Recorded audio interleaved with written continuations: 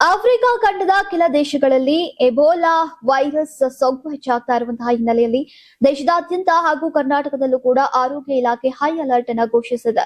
ಬೆಂಗಳೂರಿನಲ್ಲಿ ಈ ಕುರಿತು ಮಾತನಾಡಿದಂತಹ ಆರೋಗ್ಯ ಹಾಗೂ ಕುಟುಂಬ ಕಲ್ಯಾಣ ಸಚಿವ ದಿನೇಶ್ ಗುಂಡೂರಾವ್, ರಾಜ್ಯ ಆರೋಗ್ಯ ಇಲಾಖೆ ಸಂಪೂರ್ಣ ಸಜ್ಜಾಗಿದ್ದು ಕೇಂದ್ರ ಸರ್ಕಾರದ ಮಾರ್ಗಸೂಚಿಯಂತೆ ಎಲ್ಲಾ ಮುನ್ನೆಚ್ಚರಿಕೆಯ ಕ್ರಮಗಳನ್ನ ಕೈಗೊಳ್ತಾ ಇದೆ ಅಂತ ತಿಳಿಸಿದ್ದಾರೆ. ಪ್ರಸ್ತುತ ಆಫ್ರಿಕಾದ ಕಾಂಗೋ ಹಾಗೂ ಉಗಾಂಡ ಪ್ರದೇಶಗಳಲ್ಲಿ ಎಬೋಲಾ ವೈರಸ್ ವ್ಯಾಪಕವಾಗಿ ಹರಡ್ತಾ ಇದ್ದು ಅಲ್ಲಿನ ಜನರಲ್ಲಿ ಆತಂಕ ಹೆಚ್ಚಾಗಿದೆ.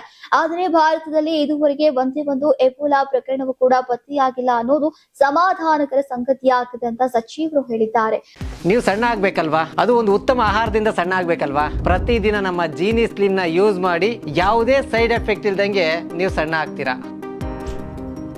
ಇದೇ ವೇಳೆ ಕೋವಿಡ್ ಸೇರಿದಂತೆ ಹಲವು ಸಾಂಕ್ರಾಮಿಕ ರೋಗಗಳನ್ನ ಯಶಸ್ವಿಯಾಗಿ ಎದುರಿಸಿರುವಂತಹ ರಾಜ್ಯ ಆರೋಗ್ಯ ಇಲಾಖೆ ಎಬೋಲಾ ವೈರಸ್ ನಿಯಂತ್ರಣಕ್ಕೂ ಕೂಡ ಸಕಲ ಸಿದ್ಧತೆಯನ್ನ ಮಾಡಿಕೊಂಡಿದೆ ಅಂತ ತಿಳಿಸಿದ್ದಾರೆ.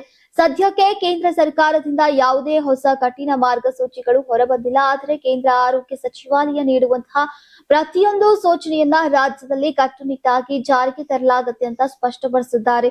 ವಿಶೇಷವಾಗಿ ಕಾಂಗೋ ಮತ್ತು ಉಗಾಂಡ ಪ್ರದೇಶ ಅಂದ್ರೆ ಅದು ಸೇರಿದಂತೆ ಈಗ ಆಫ್ರಿಕಾ ದೇಶಗಳಿಂದ ಭಾರತಕ್ಕೆ ಆಗಮಿಸುವಂತಹ ಪ್ರಯಾಣಿಕರ ಮೇಲೆ ಕಟ್ಟುನಿಟ್ಟಿನ ನಿಗಾ ಇಡಲಾಗ್ತಾ ಇದೆ. ಅಗತ್ಯ ಆದರೆ ವಿಮಾನ ನಿಲ್ದಾಣಗಳಲ್ಲಿ ತಪಾಸಣೆ ಪ್ರಕ್ರಿಯೆಯನ್ನ ಮತ್ತಷ್ಟು ಬಿಗಿಗೊಳಿಸಲಾಗ್ತಾ ಇದೆ ಅಂತ ಸಚಿವರು ಮಾಹಿತಿಯನ್ನ ನೀಡಿದ್ದಾರೆ.